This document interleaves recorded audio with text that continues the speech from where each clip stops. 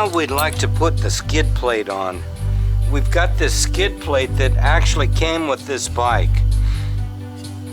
It's never even hit a rock outcropping, ever. It hasn't hit anything. This is like a new skid plate. There's several manufacturers of a skid plate for an XR600, and it's a little hard to tell sometimes who the manufacturer was, because a Malcolm Smith skid plate looks just like a Pro Cycle skid plate, looks just like a XR's only skid plate. They all pretty much look the same. This one does have a sticker down here on the bottom. It's giving the years of XR600 and the years of xr650, whatever that is. Anyway, we've got it. This came off the bike and it's gonna go back on because I have frame rails here that are pristine. They've never been hit either. We want to keep it that way. So what we have to do, you've all done a skid plate before. This is no big tutorial about how to do it. And with any of this stuff, it's how I do it. And I may be doing it archaically.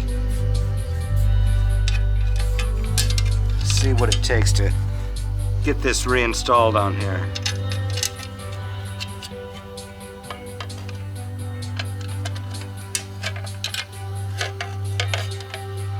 I think what might be best is to get some of the front ones started.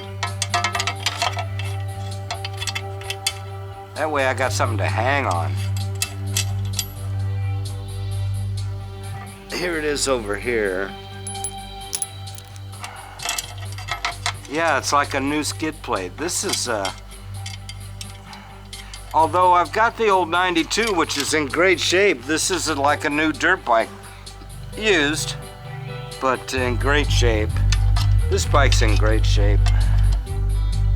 Okay, so one thing that's different about this skid pan, and maybe there's others that are like it, but it only requires 3 hold downs on the underside as compared to most others which require 4 hold downs.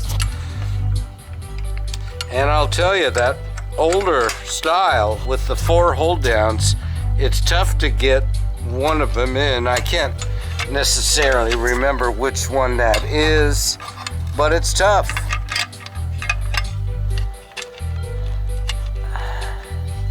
I'm having a hard enough time with 3, let alone 4 going in there. Okay, let's get those close to the top. Let's get them drawn up to some extent.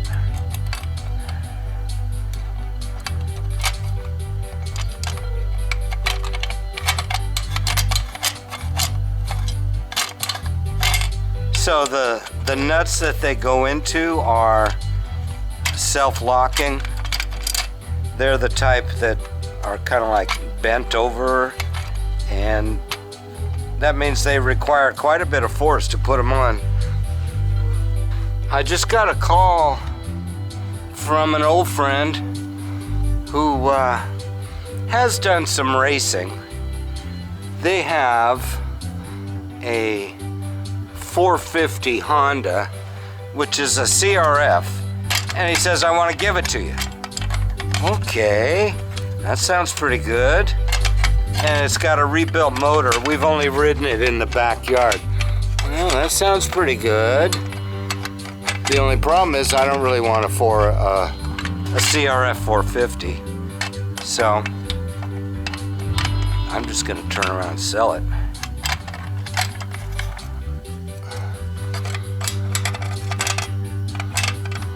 Well, my little thing came out here.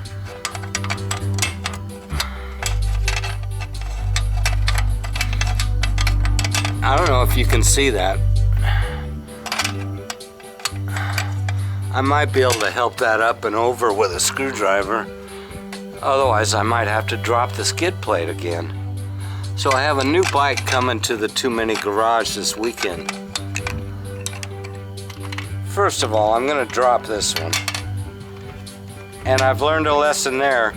Put these front ones on first. Get them drawn up a bit more so it doesn't slide off of this frame rail.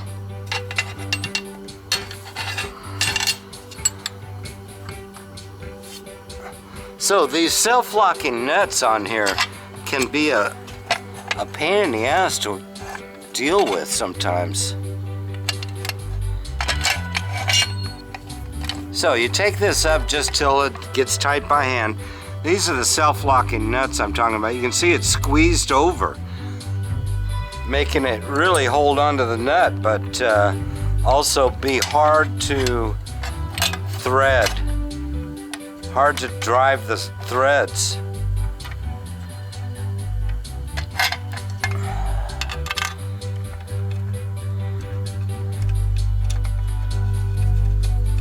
Okay, we're back in with the screws started.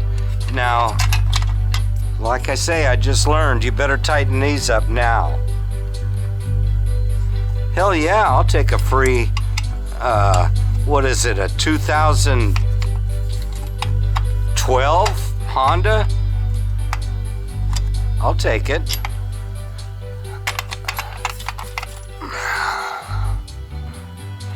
This skid plate's never even been drawn across a rock. It has no skid marks on the skid plate. As far as I'm concerned, these Allen, they should have a bigger head in order to deal with the holes that are already in the skid plate.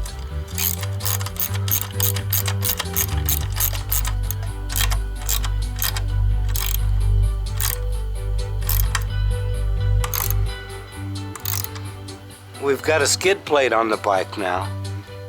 That should be protective of the frame rails. The bike is looking good. So the bike looks pretty finished. Looks like it's ready to go.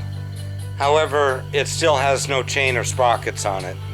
That's the one hang up that's going all the way to the end. And I'm having a sprocket made, which ships today, and I still gotta wait 4 or 5 days for it to arrive via US mail from Idaho. Darn it, I wanted to test it. But I'm curious, I'd like to start it again. You're gonna put it on reserve and bring the choke up full on. Pull in the compression release and open the throttle. Somewhere between 5 and 8 kicks.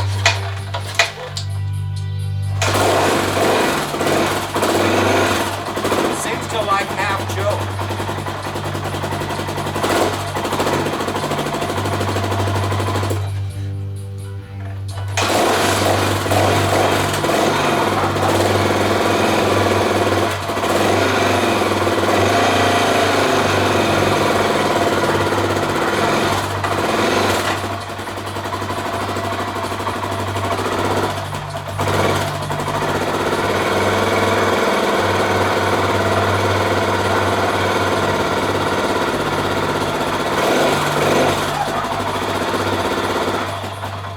The motor itself sounds great.